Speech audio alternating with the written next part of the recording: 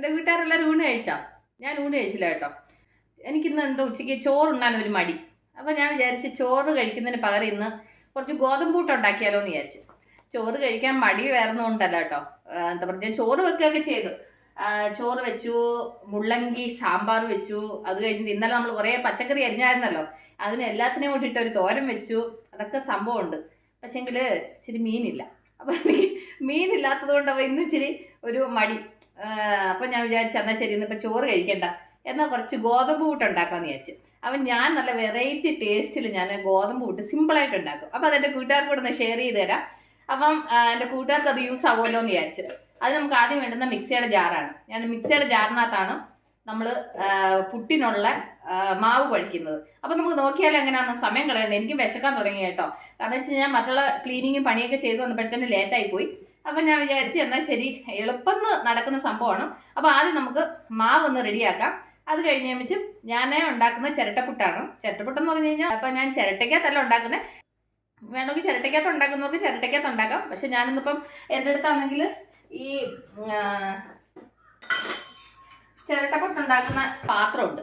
അപ്പോൾ ഞാൻ ഇതിനകത്താണ് എൻ്റെ ചിരട്ടപ്പുട്ട് ഉണ്ടാക്കുന്നത്. നമുക്ക് ഈ മാവ് റെഡിയാക്കുന്ന നേരത്തിന് കുക്കറിനകത്ത് ഇച്ചിരി വെള്ളവും കൂടെ തിളയ്ക്കാൻ വെക്കാം. അപ്പം കുക്കറിനകത്ത് വെള്ളം തിളച്ചുകൊണ്ടിരിക്കുന്ന നേരത്തിന് നമുക്ക് മാവ് റെഡിയാക്കി പെട്ടെന്ന് ഒരു 5-10 മിനിറ്റ് കൊണ്ട് നമുക്ക് ഗോതമ്പൂട്ട് റെഡിയാക്കാം.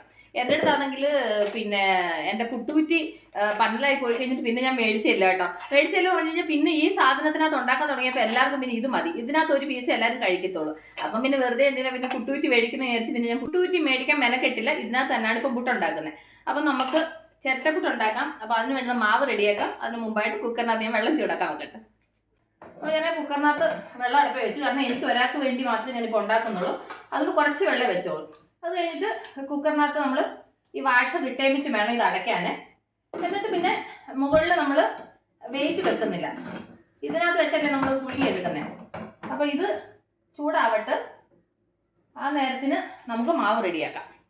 ഞാൻ ചെറിയൊരു പാത്രത്തിന് ഒരു പാത്രം ഗോതമ്പ് പൊടി എടുത്തിട്ടുണ്ട്. എന്നിട്ട് നമുക്കിതിലേക്ക് ഒരല്പം ഉപ്പിട്ട് കൊടുക്കാം. ഇതിനകത്ത് ഞാൻ വെള്ളമൊന്നും ചേർത്തല്ല കുഴയ്ക്കുന്നത്. ഇതിൻ്റെ കൂടെ ഞാൻ എന്നാ മിക്സ് ചെയ്യുന്നതെന്ന് അറിയാമോ? അതിൻ്റെ കൂടെ ഞാൻ മിക്സ് ചെയ്യുന്നത് വേറൊന്നുമല്ല, ചോറാണ്. ഇതിൻ്റെ ചോറിൻ്റെ കണക്കെന്ന് പറഞ്ഞു കഴിഞ്ഞാൽ ഇതിനകത്ത് കണക്ക് പറയാനില്ല. നമുക്ക് ഈ മാവിനകത്ത് കുറച്ച് ചോറിട്ടിട്ട് മിക്സിയിലൊന്ന് അടിക്കുക.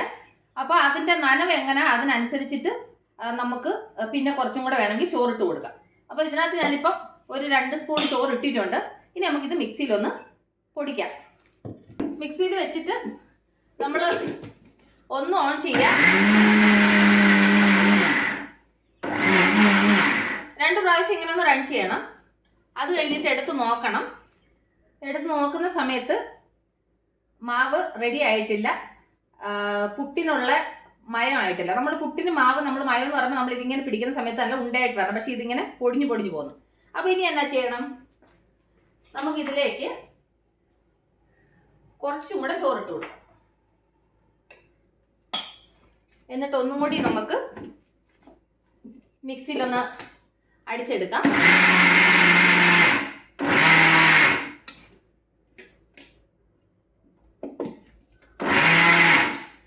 സിമ്പിളായിട്ട് നമുക്ക് ഗോതമ്പൂട്ട് ഉണ്ടാക്കാൻ പറ്റും.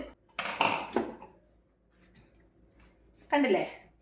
ഇപ്പം നമ്മളുടെ ഗോതമ്പ് പുട്ടിനുള്ള മാവ് റെഡി ആയിട്ടുണ്ട്. ഇപ്പം നമ്മൾ ഈ മാവ് ഇങ്ങനെ നമ്മൾ ഉണ്ട പോലെ പിടിച്ചു കഴിഞ്ഞാൽ കറക്റ്റായിട്ട് അത് ഉണ്ടയായിട്ട് വരും. പിരിപിരാന്ന് കിടക്കത്തില്ല. ഇതാണ് കറക്റ്റായിട്ട് പുട്ടിൻ്റെ പൊടിയുടെ അളവ്. ഇതാകുമ്പോൾ ഉണ്ടല്ലോ ഭയങ്കര ടേസ്റ്റുമാണ്, നല്ല സോഫ്റ്റ് ആയിട്ടുണ്ടാവും. അപ്പം ഞാനിത് വേറെ പാത്രത്തിലോട്ട് മാറ്റട്ടെ. ഞാൻ കുറച്ചേ എടുത്തോളൂ.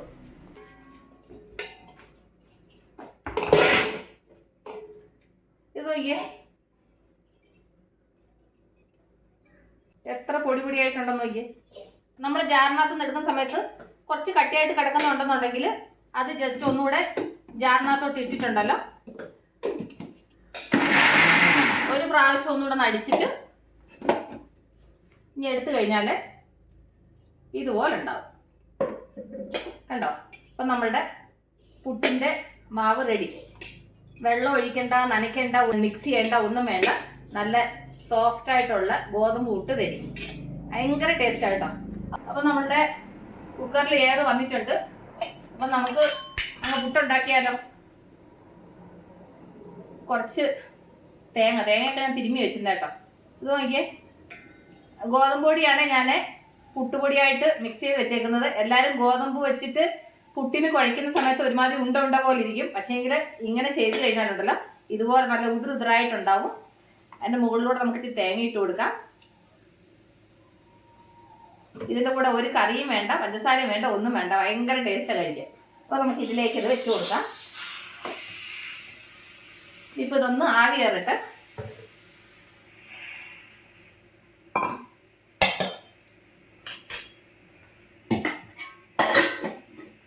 വല്ലപ്പോഴൊക്കെ ഇങ്ങനെ ഗോതമ്പ് പുട്ടൊക്കെ ഉച്ചയ്ക്ക് കഴിക്കാം, കുഴപ്പമൊന്നുമില്ല. ഭയങ്കര ടേസ്റ്റാണ് കേട്ടോ. ഇത് ഞാനാണെന്നുണ്ടെങ്കിൽ എന്താ പറയുന്നത്, എൻ്റെ അടുത്ത കൂട്ടുകാർക്കൊക്കെ ഇതിനെ പറ്റി അറിയാം. ഇങ്ങനെ ഇത് ഞാൻ പറഞ്ഞു കൊടുത്തിട്ടുണ്ട്. അവരൊക്കെ ഗോതമ്പ് പുട്ട് ഉണ്ടാക്കുന്ന സമയത്ത് ഇങ്ങനെ ഉണ്ടാക്കുന്നത്.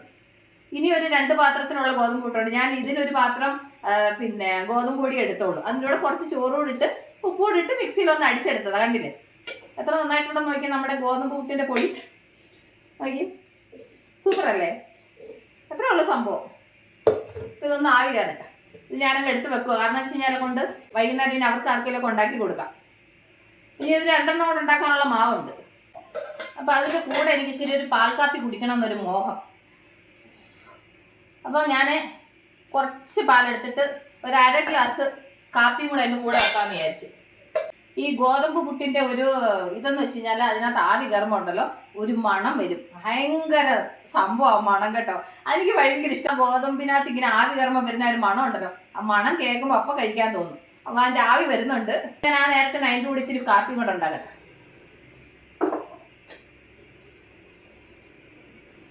അന്ന് ഞാൻ ഉണ്ടാക്കിയ നെയ്യ് തീർന്നു. അപ്പോൾ കുറച്ച് പാടായിരുന്നു. അപ്പോൾ ഇന്ന് ഞാൻ ഉണ്ടാക്കിയ നെയ്യ് കേട്ടോ.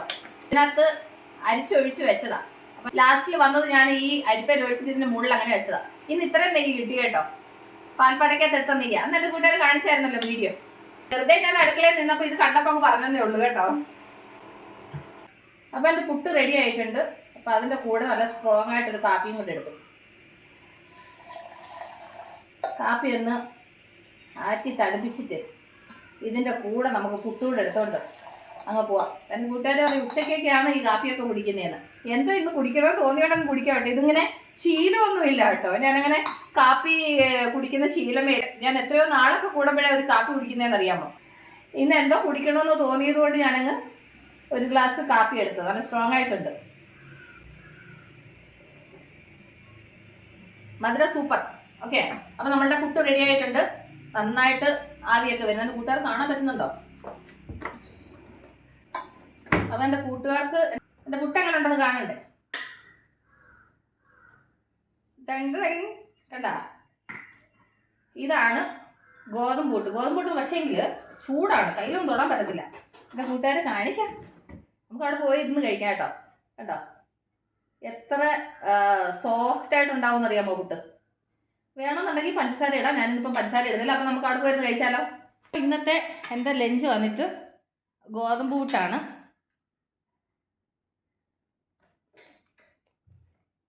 കണ്ടില്ലേ